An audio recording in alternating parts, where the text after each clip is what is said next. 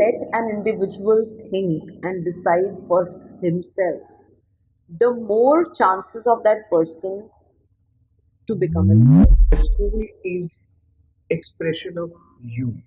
Hmm. So your weakness will be school's weakness. Your strength will be school's strength. Hmm. Be risen and stayed there because you stopped learning. Hmm. Going by the So, what is the role of formal assessments which happen in creating or suppressing leadership?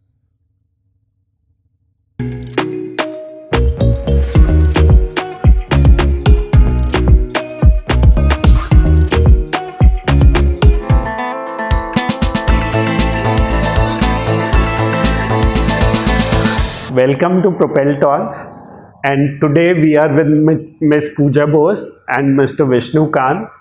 Pooja Bose is from Pacific World School, Greater Noida. She is the principal here. And Vishnu Kant is an educationist, as we all know, because he's been a part of a lot of our podcasts. So, the topic of today's conversation here is leadership. And without getting into too much intricacies right at the beginning, I'll first ask Miss Pooja Bose to introduce herself, a little background of yourself, and where you come from. So once you are introduced, then Vishnu, you can go ahead. Hello, Mawsum. I'm Pooja Bose, and I am the principal of Pacific World School. I've been in the field of education since 1994. Graduate from Delhi University, and passionate in the field of teaching and learning. Thoroughly enjoyed the journey from 1994, and I hope that I'll continue to enjoy the same. Beautiful. All the very best. Thank you. Hi, so I'm Vishnu Kant, as you know it. And I guess my life has been exploring, wanting to find out, learning things. And education is the field that I did all my exploration. And in the process, we've been able to do some work, impact quite a few school, teachers, leadership, children. I am very happy to be here, and Pooja is an old friend, and it was. I think it's one of those opportunities that I didn't want to miss. That okay, let's just sit down. We've been talking and we talk. That's what educators do. But talking in front of camera is going to be a new experience, and I'm hoping that we would be able to contribute something insightful today. Yeah. So I'll begin with the definition of leadership. I want each one of you to define leadership from your perspective. Before I go ahead with you, I'll also express what my definition of leadership is from the place I come from, which is if I start from my childhood, I was a very shy kid to begin with. So for me, at that point, somebody who could speak publicly, who could, talk to strangers was kind of a leader for me at that point of time. But slowly, when I grew up, I opened a little bit. I realized that leadership is much more than just getting the public attention or capturing the public attention. It's a lot about understanding how people feel, what they you know empathizing with them and helping inspire them. So that's in short what I feel about leadership. And Pooja, please, your take. Like you, even I used to feel that leadership is all about leading a group of people.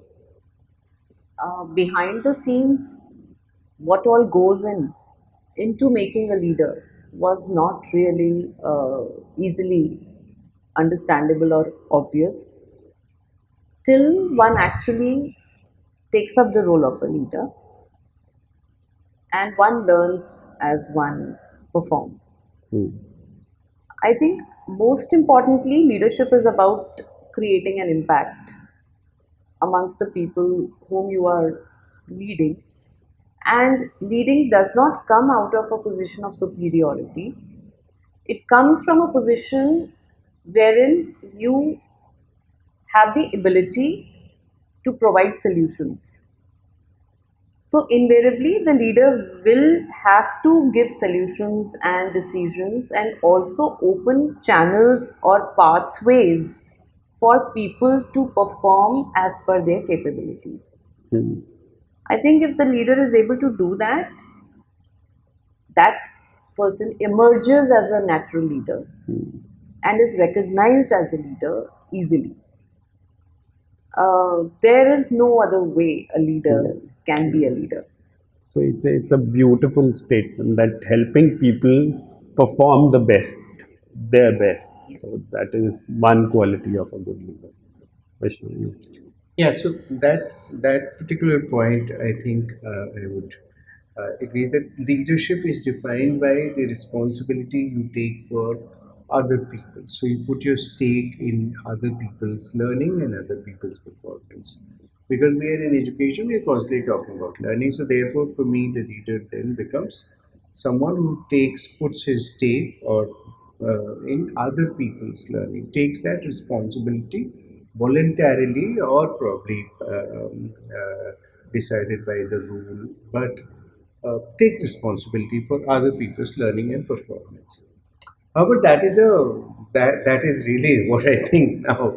But when I was growing up, and really, the whole idea of leadership was very antipathetic to my thinking, that there should be no leader and everybody is equal. Okay, so because the moment we use the word leader, it feels like the connotation is that there is a leader and the rest are followers, and that I had serious problem with. Okay, that for one person there are multiple followers, so why should that be? I mean, each one is in their own rights a leader or a pro. I mean, how I would look at in earlier times, that leader is not, I mean, basically an individual who is proactive, who has an idea and who wants to make it happen. The only thing that probably distinguish, so that happens in leader, it would happen in a in an individual who is living by what, you know, he or she sees. Okay, I want to do this, I have a vision, and I get into doing it. How does, so that's my individuality, but how do I become a leader? I think that is where this added thing happened, that okay, then when you have an idea, when you get and you cannot do it you all by yourself, so you gather a group of people and you put their stakes, I mean you put their learning as an important part of your work and their performance. And so that's where I look at it. So leadership is defined by taking responsibility. That's another important part. That speaking for myself, I think I've learned mostly by taking responsibility. And it just so happened that because I can push and take responsibility, I was kind of, barring the first 3 years of my professional life, I was put in leadership position because I could, you know. So I've been, you know, after 3 years of being teacher, I've always been in leadership role. So, what I understood from your conversation is, which I also feel I agree with to a big extent, that leadership is very contextual. So, a person who might be a leader in one context may not be a leader in another context. So, when you said you were put in a leadership position, that means in educational or in institutional context, you became the leader. everybody is a leader in some or the other context. So we've now at least defined leadership from our perspective. My next question is, what are those qualities which you feel are very essential for becoming a leader? The lowest common denominator, that if these qualities are not there, then that person cannot be a leader at all. So, the lowest denominator for any leader, basic qualities of every leader, and that does not just remain in educational space, in any space, work environment, is the ability to take charge without anyone telling you to do so. It essentially boils down to taking initiatives in life, recognizing your duties and responsibilities, but also recognizing that there is a deficit, there is a need for some change or some development to happen in your workspace, and jumping in to take up the role of that person who is going to bring about that development. Only such people are able to be recognized as leaders who are not told what they are supposed to do and who don't look for external instructions So for sense of performance. ownership you're talking about. Yes, owning your job, owning your responsibilities, and also delivering the goods each time with utmost sincerity and honesty. The second would be ability to observe what's going on around you. It's generally seen that people talk too much about the work that they do without giving space for others to speak. Leaders should have that kind of sensitivity to recognize the need to bring about changes and also the sensitivity to understand the people whom he or she is leading. So, being observant is necessary, being humane is also important, and also to listen or understand the environment is also very, very important. You cannot work in silos. You have to work as a team. So, bringing the team together is one of the most important trait of a leader. And people who are able to do that emerge. Vishnu, you can. What is, as per you, the lowest common denominator for a potential leader? Oh, vision will repeat करना है, no? Yeah, okay. All right. So I think what is essential to be a leader, in my view, the minimum possible, is that I have to have a vision to be a leader. A vision of something that I want to achieve in my life, and which also has been constructed by my own life. I mean, it has been crafted from my own struggles, my own learning, and I think that is most important aspect of someone to be able to. So first, basic need. I mean, what do I lead? I have to have a vision to be able to lead something, right? So once that I have a vision, then I want to do it. Simple. I want to make it happen. And for that, I need to have people. For that, I need to have resources. So all of it, the taking responsibility to make it happen. So that is why not all people who are writers, visionaries, become leaders. Right. They write, and somebody else owns it and then converts it into something very tangible on ground.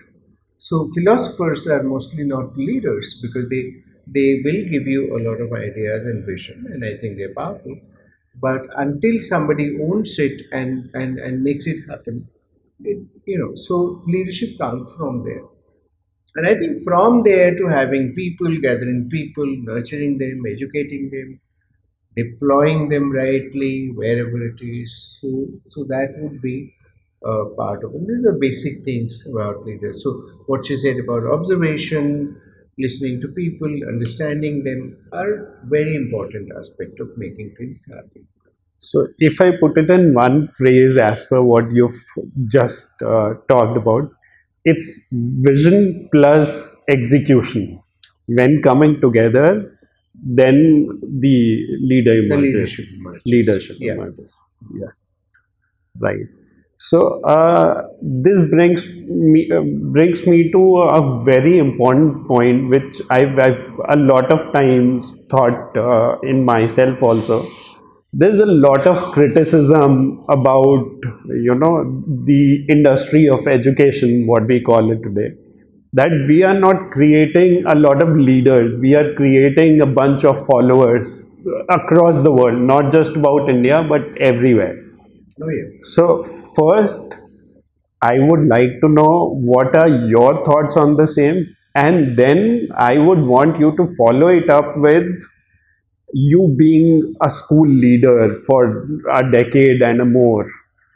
What do you think are the challenges which a school face in moving away from creating that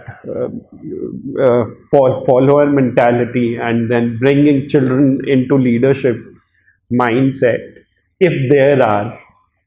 So, and what are you doing at your school to inculcate that?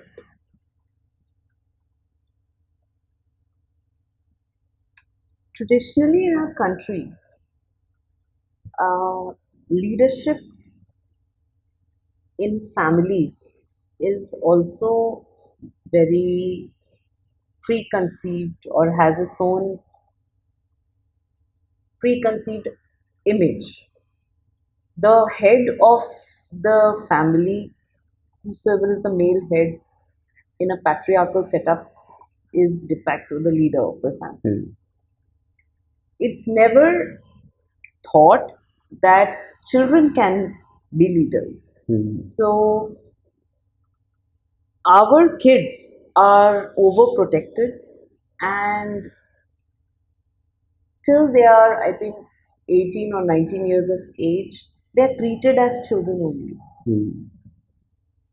This is different in Western world, wherein children are encouraged to think and make their own decisions. Hmm.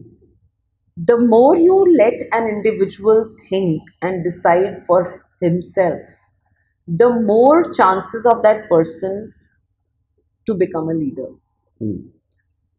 You will see in our country even 40-year-olds not in a position to decide for themselves. They will look at their parents or their family members to decide for what they want to do in life. Hmm. Right? That's been the way things are, Hmm. and it's perfectly normal. Hmm. If a 30 or 40-year-old says that मैं अपने घर में पूछ के बताऊंगा, तो ये Hmm. बड़ा नॉर्मल माना Hmm. जाता है. But I would just ask you, is it because of the lack of confidence, or is it because of taking a suggestion? Because that is also one perspective that you know even for leaders, when they decide, they consult people to whether to understand whether what they have in their head is right or not. So consultation is different from asking others to decide for you. Or seeking Right? Absolutely. permission. Yeah. Yes. Yeah.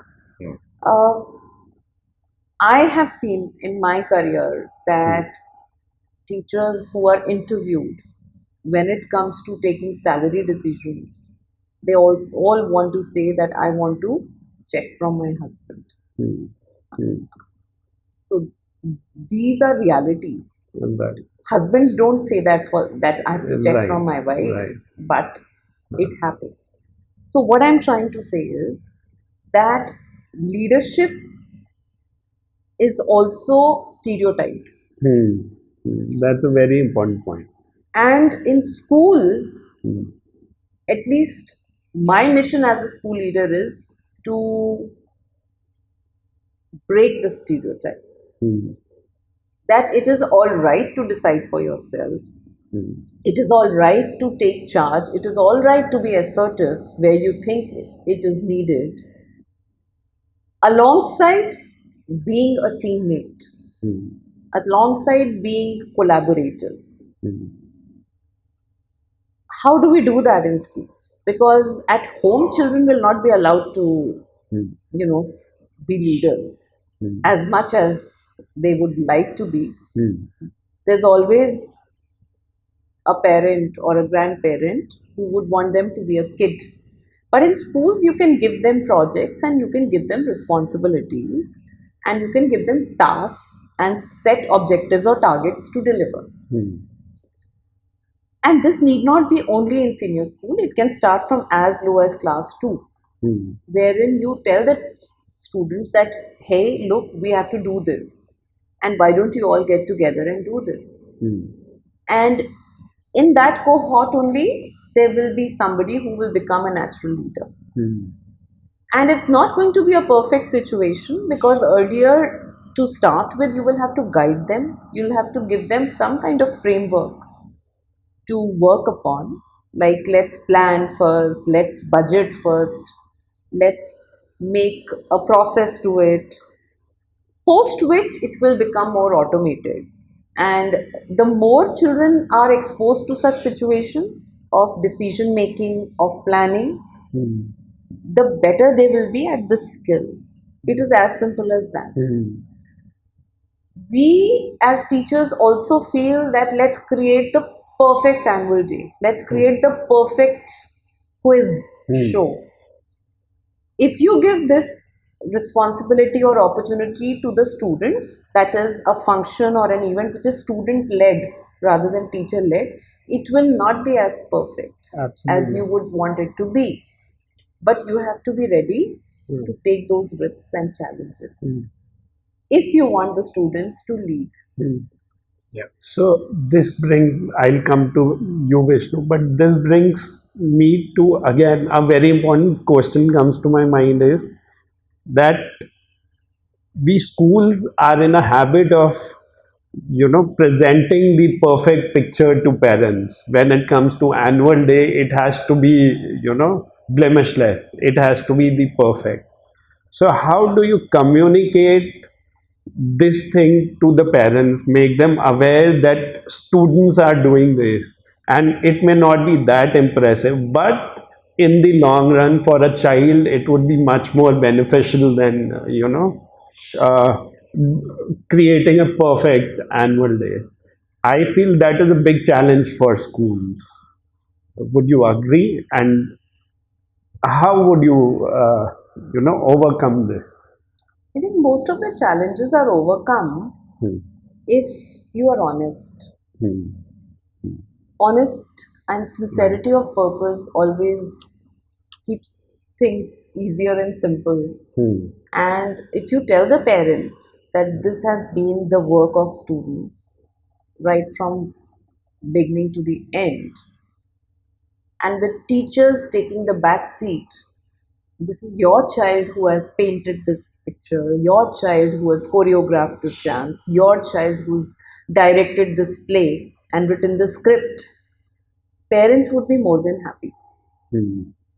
That's a good Yes, answer. because Yeah. you don't want to glamorize the events in schools, Right. which have started happening a lot now. Right. I think events in schools had started with a vision that gives students a chance to perform.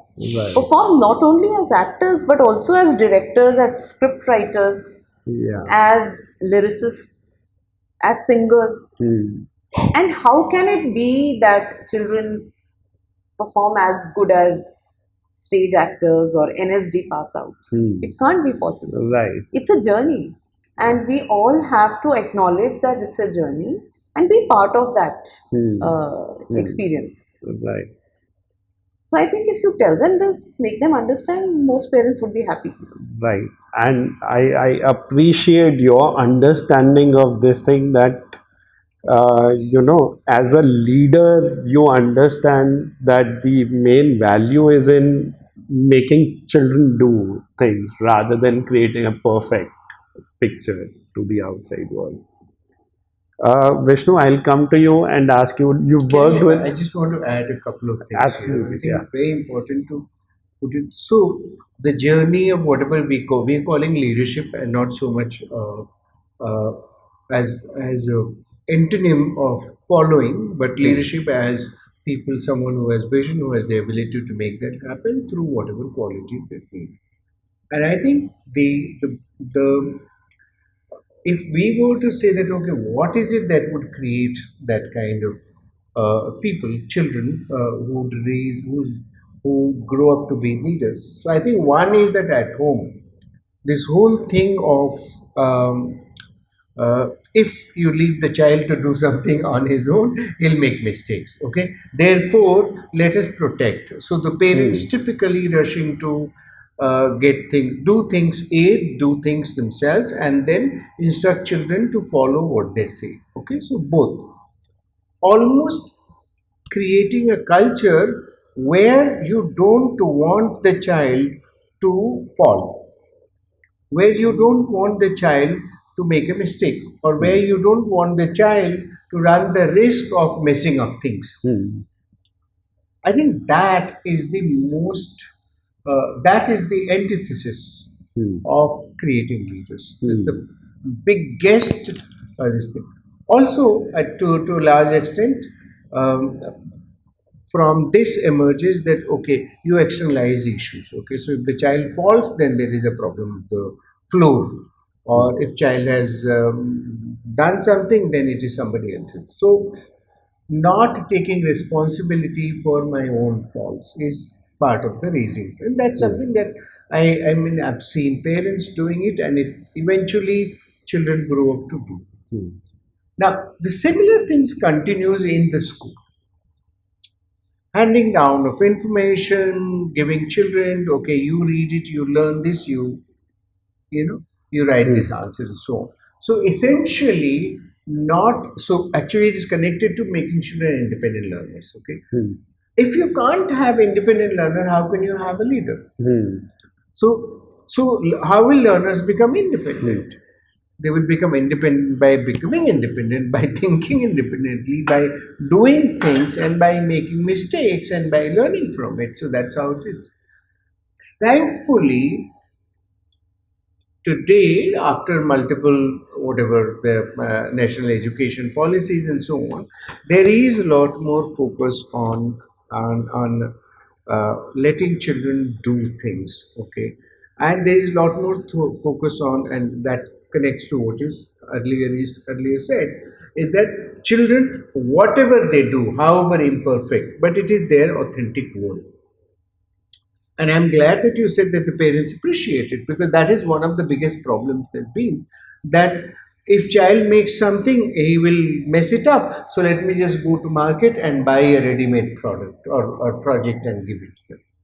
If we can change that to, okay, however imperfect the child's creation is, it is the child's own, and therefore it is infinitely more valuable than getting a ready made, however perfect it may look like. Yeah, and I think one very important thing which comes here is like I'm really impressed by the you know understanding of leadership you have, because at a lot of schools the leader herself or himself is not clear about what the end goal is, whether to present the perfect picture to the parent or to help children turn into leaders.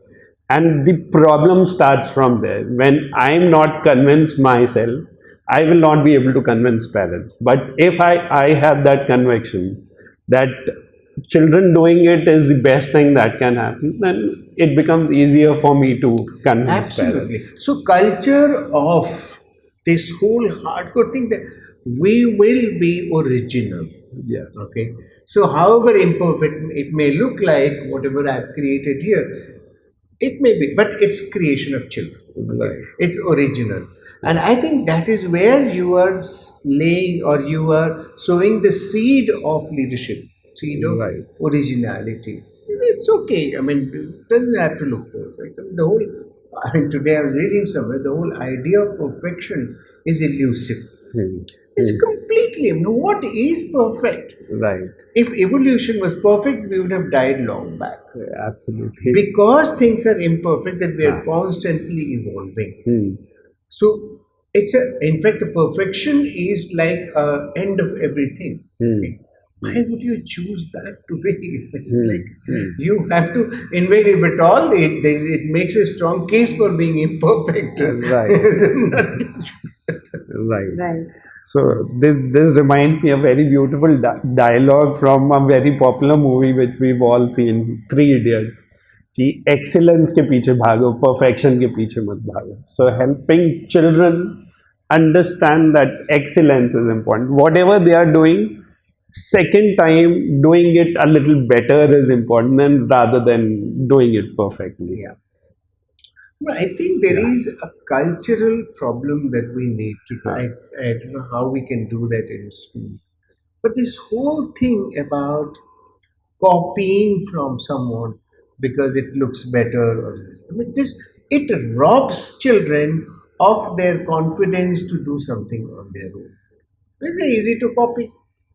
You know, it is easy to copy, and to some extent, we are the culprits behind it because we are in a system where we are dealing with the problem of too many people. If in a given classroom the student strength would reduce to half or maybe 10 or 12, you would agree that the quality of intervention by the teacher would be much better. Hmm. See, I can talk about this to a large extent because I know that our teachers are also overworked. Hmm. When we demand quality, there's a lot of research, there's a lot of work which comes alongside. For a teacher, it is easier to check the answer which is provided on the board and the students copy Hmm. rather than letting the students create his or her own answers, right? It's difficult to read each answer which is different from the other. It's a lot more work for the It's a teacher. lot more Yeah. work. But we insist on this Hmm. at a very junior level Hmm. because if it does not start at a junior level, at a senior level, the risk, implied risk is too much. Hmm. Let the students frame their own answers, use the language which they have learned to put it in their own words. That is application, which is a higher order thinking skill.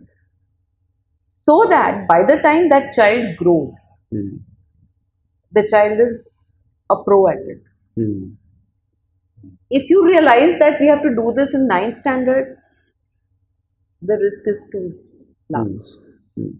Interestingly, I would like to add here that we have given the holiday projects which our time we used to get and the holiday projects which we are giving in our school. This time I said that there are two areas where our students and teachers will focus on as a running theme throughout the year. One of the theme is research skills. Let's start building a culture of research from very young. Now, how will a 3rd standard or 4th standard student research? So we asked the teachers that what would you give them for researching? So the topics which emerged were as simple as, let's see how many plants in this area where I live have like leaves which are like, which have more than 20 strands. As simple as that. So let the children do that research and come up with the data and some, maybe analysis of it. Or maybe how many parents like to go to hill stations or to the beaches. Anything as simple as that. Right. So if we start building a culture of research and study and analysis, automatically we are changing the things which we appreciate amongst the students. Rather than seeing perfection like a perfect model or a perfect chart or a perfect project, let's have students study, research, observe, collate the data, and come to a conclusion. So we have to start early. That's the whole idea. If we don't start early, then of course, if we think about these things कि बड़े होंगे तो ये सब कर लेंगे, अभी तो इनको करने दो ये जो बुक्स में लिखा है और नोटबुक्स में करना है, तो वो नहीं हो पाएगा. Absolutely. It has to. I give you an example of this very interesting one, and I'm actually so we've been working with a school in Delhi, North Delhi, and extensive teacher training and good, and it was very very clear through the curriculum as well as the training that what children write in the book has to be written in their own language. You do not dictate answers. Leave alone writing on the wall. You do not say that this is what. And as part of our work, I was going around observing classes, and then I looked at children's books. Okay, and I realized that they have written 2, 3 children have written similar answers. So then later on, I got books from all the children and realized that all the children have written the same answer. So then I was like, how is that possible? So I asked the teacher, okay, and a good teacher, bright teacher, good training. So why is this? Because it is very clear the children cannot be given dictation. So she said, no, but I wrote it on the board and I asked them to write. Why did you? Well, I did it after much discussion and they have understood it. But then why did you write it? It was not supposed to. You know what she said? It's interesting. She said, no, sir, they've understood it, but it's too much to check each one's copy in their own language. So it's easier for me to just get the right, and everybody writes the same thing. Tick, tick, tick, tick, tick, done. So it comes back to the teacher's convenience. Of course, in the situation we are in, the number of children in each class, how many classes teachers teach, with the limitation that they have to go back, take care of children, this, that, and so on. You cannot simply say, no, it's all about, the teacher's job. I mean, while it is teacher's responsibility, in the situation that, when we have to look at it, we have to look at the larger picture that how do you then make teacher free to be able to do this job, okay, at the end of the day, or build their capacity so that they become more competent to do something quicker. I mean, it's about competency as well, okay? I mean, it's not just about how much time they have, but it's also how competent they are. Because the same person with a lot more focus can check the books, quickly, and then to spend a lot more time. So yeah, so at the end of the day, this is where it boils down to that do you give children dictation? Then what is the message you are giving? So, do you think our national education policy has now understood some of these nuances, some of these problems, and that is why it is saying that the syllabus has to be cut down? And also, just digressing from the topic, asking you, is that a good thing or a bad thing?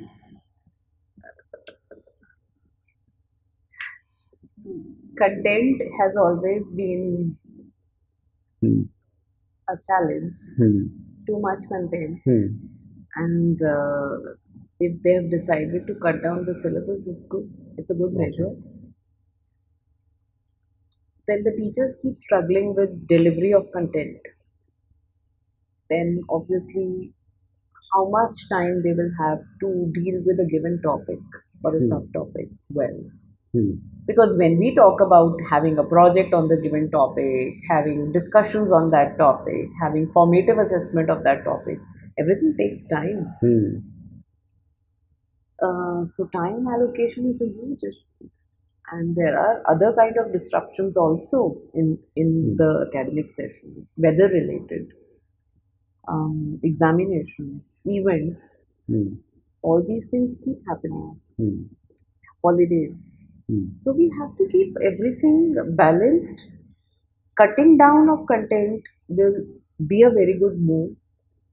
But merely cutting down the content will ensure that the quality improves is also not true. Other measures also have to be taken. Right. So supposedly, if the other measures are also in place, assuming that it happened, do you think there would be the ecosystem would be more supportive of creating leaders then? Because of this one step, like cutting down on content, it enables you know, the attribute we are talking about, the leadership. See, leadership is a trait in a Hmm. person, Hmm. and leaders emerge Hmm. in the presence of an ecosystem. A good leader will emerge. Hmm. In the absence of one, that leader may be a toxic leader also. Hmm. Okay. Hmm. Leaders emerge with or without education also. Hmm. Hmm. Okay. And I don't want to name people, but Hmm. there are leaders who are not beneficial to the society, Hmm. Okay. right? You mean political leaders I don't mean or political administrative leaders, I mean leaders? leaders who have not done benefit to the social system. I And mean, in general. Yeah, yeah, I mean, and in sure. general. it's a Leadership is a blanket trait. statement. Like So people who, अब who आप wield power एक and who बच्चे have को money. जो बच्चा जो leader है, आप उसको एम्पावर नहीं करोगे तो वो बदमाशियों में लीडरशिप करना शुरू कर देगा। वो करेगा कि अच्छा चलो हम आज ये गड़बड़ करते हैं, आज वो गड़बड़ करते हैं, उसके अंदर ट्रेट है वो, that trait is there, that spark is there. Now whom he leads depends on, what does it depend on? The opportunity he or she gets, wherever he or she gets those opportunities to perform. So we have union leaders. वो कोई बहुत बड़े बड़े schools में नहीं पढ़े होते हैं, बट वो लीडर्स बनते हैं। क्यों बनते हैं? बिकॉज उनके अंदर ट्रेट होता है। So we need to understand that schools should be breeding grounds for breeding good leaders. Leaders So- who have a vision, yeah, leaders so who this think brings good of me society. to the understanding the definition of good. What all goes in creating Good the for so-called- humanity. Good for good for the earth. That is, I think, today in today's world, if you don't know what is it to be good for the earth and humanity, you can be a wrongful leader also. ठीक है? And I feel this led me to a thought that lot of people, because of lack of understanding and awareness of what is possibly the right thing, end up doing unintentionally things which may harm the society rather than benefiting the bigger picture. And that's a huge challenge with our country. So much of youth population, they have no sense of direction because they have not been guided. So Vishnu, how would you? Yeah. So Can I I just revisit that one point? And I think it's very important to uh, open it up a little bit more about the what will it do if you reduce content in a class? Okay, I mean, so this is it cannot be seen in isolation, this particular problem, because what will the children do? Okay, I mean, I have seen the same let's say topic being taught by two different teachers. The one would finish in 20 minutes, the other one will take 3 weeks or 4 days or 5 days to do it, right? The same content. So how are you going to, how are you treating it is much more important than the content. So how are you treating it? You treat it as a given thing and you have to just memorize it, or you treat it as if just get the children to read it aloud and you're done. Okay, so you can give more books and some children, some teachers will get it done. Okay, what will be the learning? Zero. The other part is that you have less, but the teacher invests, looking for right kind of activities, right kind of exploration, children doing things in groups and on their own making sense, presenting it, communicating, writing for themselves. So that takes much more time. But then the learning that comes out of it is real learning. Okay, they understand and they apply. They see the value of it and they see it working in their life. So I think the so we have to make sure that it is laudable that they have reduced some content, but that in itself is not going to do much. We have to be very So, clear. but that is a breeding ground for a lot of things which can happen, potentially happen. You mean it Because, gives some breather? yes, breather and that opportunity to do more Sure. serious stuff. Yeah, it does. Yeah, So it has, yes, so I yeah, agree there that it has the potential. yeah, That because yeah. suddenly you see, so when I was a teacher, I mean, when I in my first job, I had 12 periods in a week and no other job, no other responsibility. So I was interested, so I would go and observe good teachers. I would sit in library and do a lot of research and this that. So the less number of work on my head gave me space to do a lot of exploration. In Right, the same way, the right. teacher could do that. Okay, less content in terms of everywhere in the whole world. Even what is most shocking is that you think people in Delhi and NCR are crazy.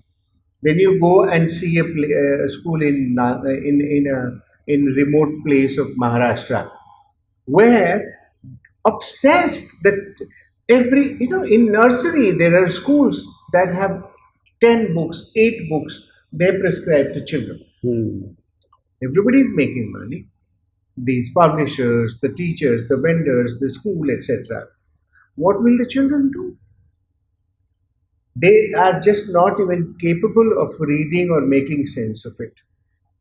So what I'm saying is that if if people don't understand things what is written, if they don't see beyond it, then the teachers think कि जितना ज़्यादा ये होगा उतना ही सीखेगा. So they are also operating from that understanding कि जो book में है जो रट के सीख लिया या पढ़ लिया वही सीखना है. So for them more books means more learning. So the bigger challenge I feel here is because all the teachers are also coming from the background where they were taught in a certain way, and now the whole ecosystem is kind of in a transitioning period, helping teachers transition from from the way they were taught to a new way of teaching. No, a That new way of will learning first. new way of absolutely, yeah. How will they New, teach differently if right, they have not learned something right, differently? So right. get them to learn something differently. So that is Right. one of the ways of that we do that. Everything has to be done through So experiencing. that brings to me a very important point. So when we talk about experiential learning for children, I guess after this talk, I feel that it has to start with the teachers. First, they need to feel, experience what is experiential learning. Then only they can pass it on to children. Then only they can do it with children. Yeah, right, right. So that is critical. So this is one of the first lessons I learned when I started teacher training in 2002. First maxim: if you want the teachers to teach differently, first get them to learn differently. So you see, we do activities, for with teachers. Invariably, those teachers will just take those activities and do it with children. Exciting, okay? So because when they have experienced something, they know what values it has. Then a good teacher would take it.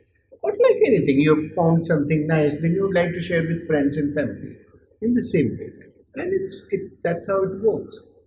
So yes, that is the biggest challenge.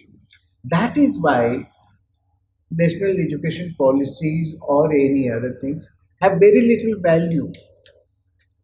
because the executing machinery, the implementation agencies remain inert, frozen in their inertia. Hmm. What happens? I mean, you can keep generating national education policies every year, after year Hmm. after year. What is going to happen unless implementation agencies are enlightened, stronger, more able? Hmm. How will you do that? At the end of it, everything boils down to how competent our educators are, principals are, policy makers are. So, again, a question comes to my mind, especially for you, that for an aware leader like you, who understands what the right kind of education is, how we can groom leaders, but still there are some constraints which are there in, in the school setting. So, what are these challenges, some of these constraints where you feel which are kind of roadblocks in achieving the mission we have? And what are key strategies or key ways through which these can be eliminated? I feel this can be a very good insight for a lot of other leaders as well who've been thinking on these things. And you also, can elaborate on the same thing from you've been working with so many schools, so that could be a Yeah. So one of the things that Pooja was sharing, we huh. were talking that uh, what they are doing in Hmm. Pacific World School to raise the teachers level is um, what she has started recently, and you could talk about it more. But what I thought So was very before useful. coming to the solution, let's talk about the challenge first. Okay, Let's sure. just bring it onto the table and then the solution. Are you talking about leadership amongst students or amongst Teachers. teachers? Among teachers. So it's what I'm talking about is that uh, the aim is to inculcate leadership in students, but that requires a visionary leadership at teachers and the school leaders level. But then there are a lot of environmental concerns, ecosystem concerns. There are a lot of things you need to adhere to as a CBSE school or as a IGCSE school. And then the owner of the school might not be an educationist. So you understand something, they don't understand the same thing. How to, maneuver through all this and then do stuff which is good for children. So the culture of leadership, I think, is that Yeah. that's what you mean. To inculcate a culture of leadership and the roadblocks. Yes, yes. It's always a top-down approach. Hmm. If the management does not promote leadership, Hmm. then from top to down, the leadership will not grow. Hmm. Fortunately, in Pacific World School, this is not the case. There's a lot of, you know, promotional benefit in the sense that we promote students and teachers to become natural leaders. We appreciate them for being one. Uh, the teachers are also expressive here. That means that in a given room, we sow the seeds of an idea and we let the idea grow in its own way. We don't have a preset expectation that this is how this idea will seem to be once it matures. We also promote disagreements during planning stage, which means that you should agree to disagree. If I, as a principal, I've said something and you feel otherwise, during the planning stage, please disagree Hmm. and express. Hmm.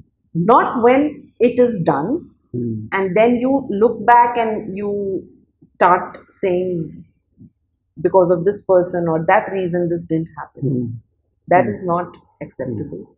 But while it is in the process of being nurtured and being developed, by all means, give your ideas. So the thing is that there is just one word which is in our culture, in our system, which is be involved. Hmm. Don't be an onlooker, don't be a bystander, be involved in what is happening and be interested Hmm. and be part of the change. Hmm.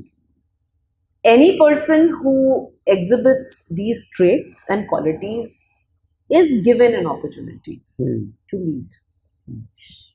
Coming to the students, since the teachers have the freedom, so one of the important things in a leader is that the leader is given freedom to lead. Hmm. Hmm. Okay, Right. which is very interesting, that there are many Right. times that people are given a position of authority or a designation, but they are not given the freedom to Hmm. do what they want to Yeah, do. I mean, Right. I think most schools are like that. Most schools that which are run by I mean, business in those houses. schools will not be able to, the whole environment will not be healthy Hmm. if from the top the person feels restricted. Hmm. And I am fortunate that because I am a person who believes in autonomy and who believes in expression and freedom to disagree. I also give the same opportunity to my teachers also to do the same, because I'm so passionately believing in this. Hmm. The teachers, when they are given that freedom, they also give the same expression or It environment to the trickles students. down. It trickles down. This is Right. what I'm trying to say. Yeah. Like happiness Hmm. trickles down. Hmm. If a leader is frustrated or angry all the time, the Absolutely. teacher will get Huh. frustrated. The Right. anger will trickle down to the Hmm. student, Hmm. right? Right. So it is important Right. for that to happen. It can, the challenge. Now coming to the challenge, time. Hmm. I would love to have leaders on this in the sports field also, Hmm. in the football field, Hmm. in basketball ground, in yoga. Hmm. There are students who are great at champions at their own in their own different areas, but we are unable to give them enough room to expand Hmm. and develop themselves because of, again, too much syllabus, too less time. The balance between sports and academics, we all know, is how much, maybe 2 periods or 3 periods in a week. So we should have more time given to activities such as this theater, Right. dance, Right. art. So today, I guess it's a in India and a lot of other places as well. The balance is tilted a lot towards academic achievement rather than any other achievement. If we move away from this, then that would be helpful. I don't know, moving away is the right phrase. You have to give a little bit of everything to the child and see where the child is leaning towards. Like they say, no, you can't teach the fish to climb a tree and then do well at it. Hmm. Hmm. That is what it is. You have to recognize the potential of the child and then let the child grow in that field. Right. Which does not mean that don't, if a child who's good at soccer should not be taught mathematics and science. But that child should definitely get enough time or opportunities to develop his skills as a soccer player. Right. Right. So, Vishnu, uh, with your background of working with so many schools across India, and you know, in last 30 years, you've traveled to places which people don't travel to normally, and opened a school over there, and then working with school leaders, working with a lot of teachers. What do you feel is the challenge as per you, which is not letting the leadership emerge in schools, and how it can be handled? Leadership emerge in schools means student leadership among students emerging in schools. See, the thing is that the source of all Huh. whatever we do is our thinking, Hmm. right? Uh, in a hierarchical system, it becomes even more important that the person sitting on top understand things better. Hmm. In a non-hierarchical system, people who are at the bottom here and there will also influence things. But in hierarchical system, the way that we are, the person sitting in top has to be the most enlightened. So, I mean, one of the things that William Bissell, with whom I was working at Familia, said something which I think increasingly had made more sense to me.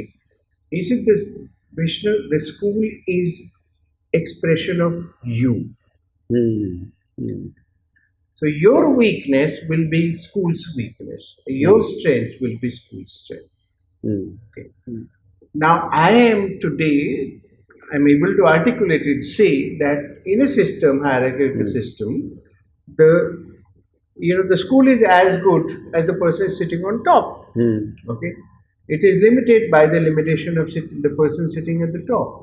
So that is the crisis of leadership is what is the first crisis, I think, the Hmm. biggest one. But Hmm. the crisis of leadership, when we say, I mean the crisis of a lack of vision in Hmm. leadership, Hmm. lack of skills or abilities in leadership. Hmm. Okay. And when you stop learning, Hmm. then there is no hope. Hmm. So the person sitting there, I have learned. And I have learned, that is why I am here. Hmm. I have risen Hmm. because I have learned. Hmm. Interestingly, you could be risen and stayed there because you stopped learning. Hmm.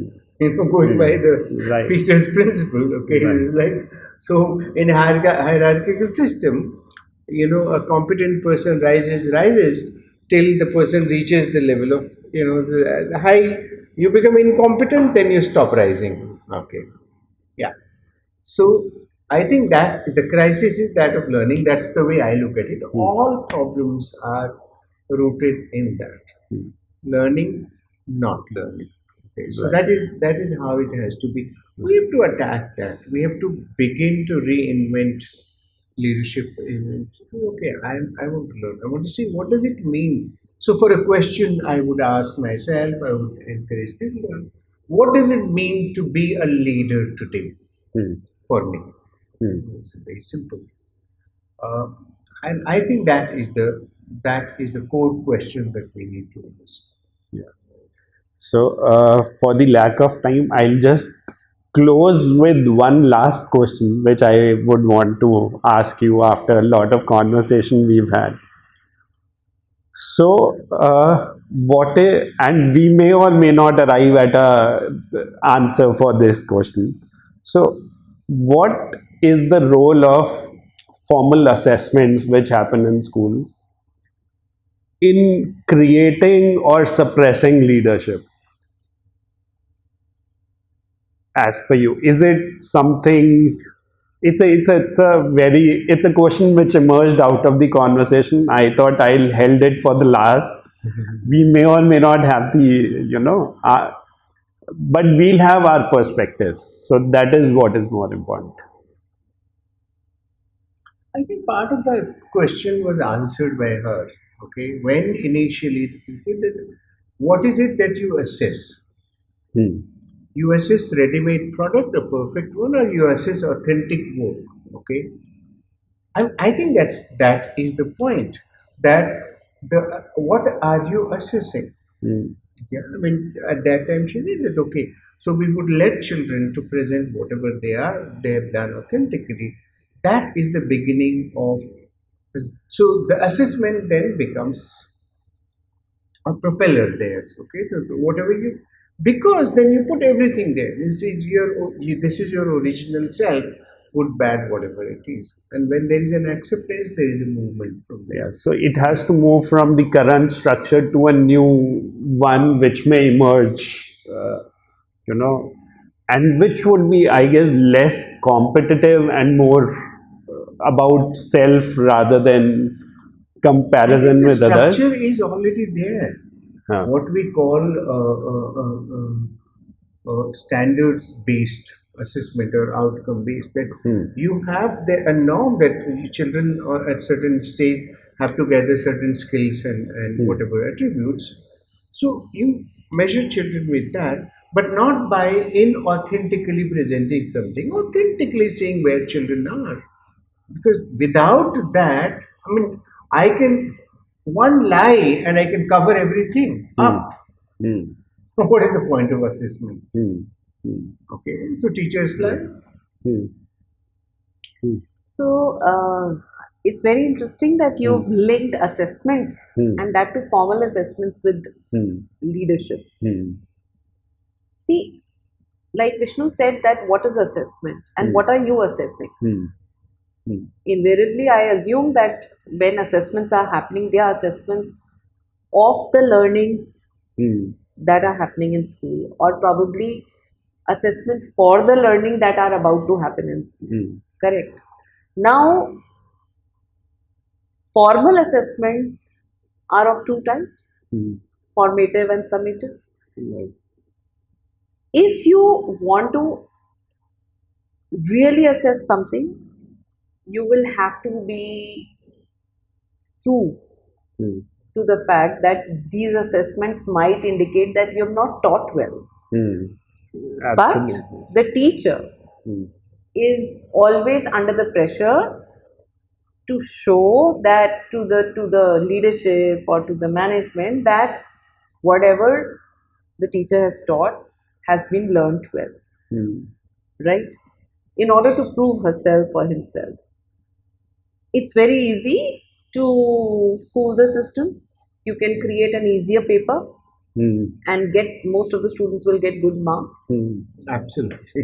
That is happening. Then the you can, so if you want the system of assessments to be foolproof, Hmm. then ideally the paper should be external Hmm. and correction also should be external, Hmm. which cannot happen on a regular basis. Assessments, whatever the nature of assessment is, will always have somebody scoring good marks and somebody not Hmm. scoring not so good marks. But do you want to glorify that?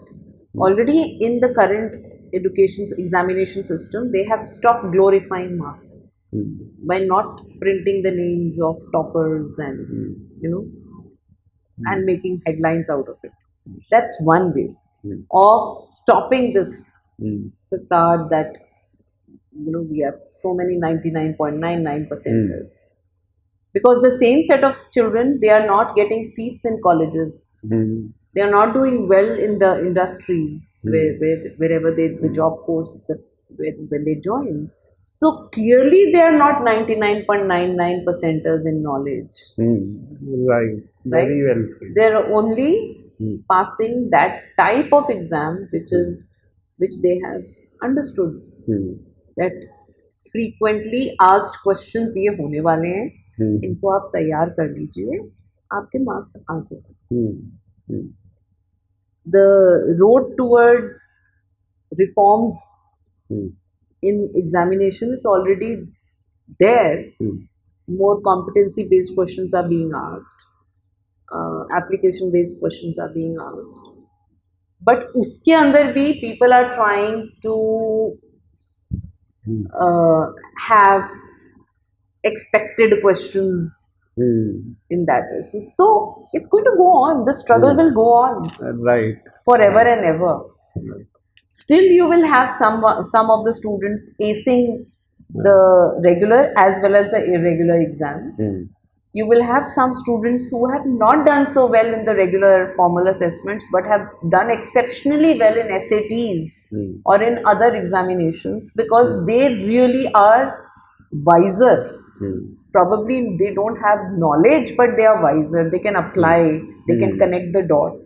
So, at the end of it, water will find its own level. Hmm. Hmm. Hmm. There are students who have not done well in school, but they are now in the top Hmm.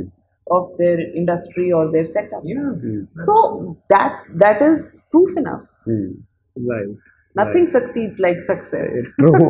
And I feel this can be a whole topic for a new conversation as well. Yes. So let's stop here.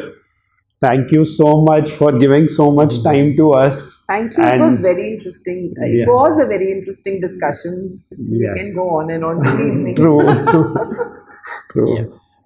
Thank you, Vishnu. We'll be doing a lot more on Yes. different topics. Yeah, Absolutely. thank you. Thank Thank you. you. Thank Thank you, you. Mercy.